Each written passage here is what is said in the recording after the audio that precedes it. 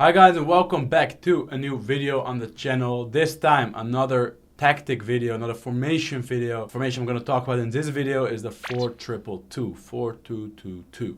So without further ado, let's get into the 4-2-2 tactics.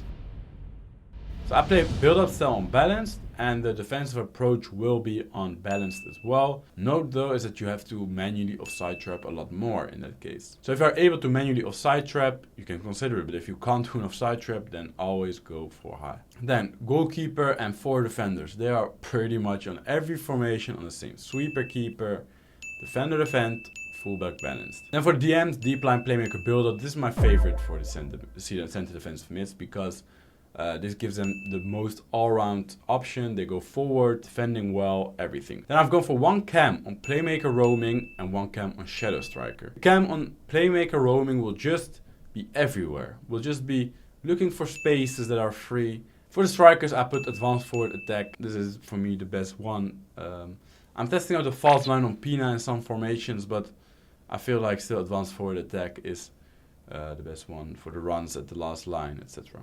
So these were the tactics. Let's get over to some gameplay examples. These are some clips from Elite Rivals. As you can see, a build-up from us with Reinders. We're looking for the space to build up. You see that now Bomati, as our playmaker roaming, is on the wing, but in other clips it may well be a different position.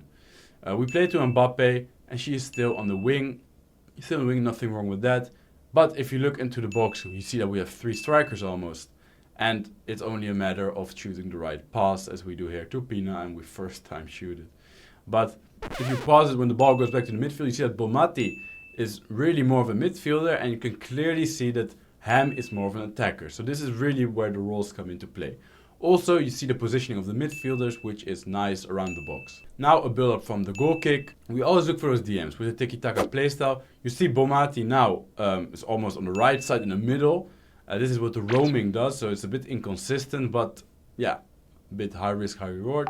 We do a nice skill move on the right. Look for the pass inside, and now Bomati is staying on the wing, and we are looking, looking, finding the triangle again into P9. It's a goal. But what's important here is the midfielders, the CDMs, because they dictate the play. They join the attack, as you can see here. With above it, they always give that passing option. So this is why deep line playmaker build-up is essential for this formation. This is the most important role to put on any player in this team. What you also create with these roles is that you almost attack with 4 all the time. The counter attack is always on, and you can see in this transition, we recover the ball, there's 4 up top, we play the ball around a bit, and it's a 4v4 effectively. So you need to make the right choices. In this case, we find a through pass to Bomati with a crazy finish, I have to say. But yeah, this is what happens when you get the ball back. Go forward immediately because you got 4 attackers waiting there. Another transition, another quick play. We find Mia Ham and we put our opponent, if you pause it, into the position where the left back is not really involved. The 2 strikers are marked by the 2 center backs, so we have an extra player. And now it's about giving him the doubt. Am I going to pass? Am I going to dribble? Am I going to shoot?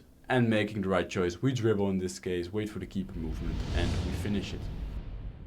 As I already mentioned, defending is a bit harder because you defend with 4 players less. What's important is to not be over aggressive because that will cost you. You need those CDMs back in place because otherwise defending with 5 or less players will be difficult. Here you can see that he has great options, but because we defend well, we don't commit with our center backs, we allow our CDMs to drop back and manually select them to apply pressure. If we are being a bit more aggressive there, the gaps will just open up and it's mostly a goal for our opponent. Now another transition from our opponent. This is a bad example because if it was a bit more alert, he can punish us there. But the rest of the attack, you see that we just run back our midfielders, we don't give them the easy pass and keep doing those offside traps to close the spaces, run the fullbacks to the inside. It's the same principles as in every formation. Every formation I'm going to show you guys these principles. You have to follow them because they're important in every formation. The DMs just stay there and the fullbacks come to the inside.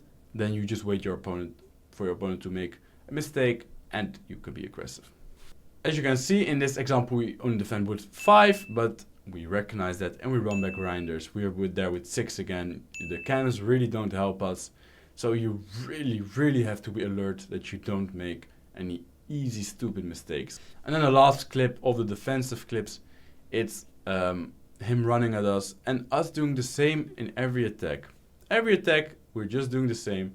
Run everyone back, make it compact, make it hard to play against. Wait for a moment to be aggressive. And as we do here, we get the ball back. This way of playing is just meta. Talking about meta, we also made a video on the meta monthly update, so check that one out as well. So guys, this was the video with the 4-2-2. Make sure to drop a like, subscribe, and I'll see you for the next time. Bye.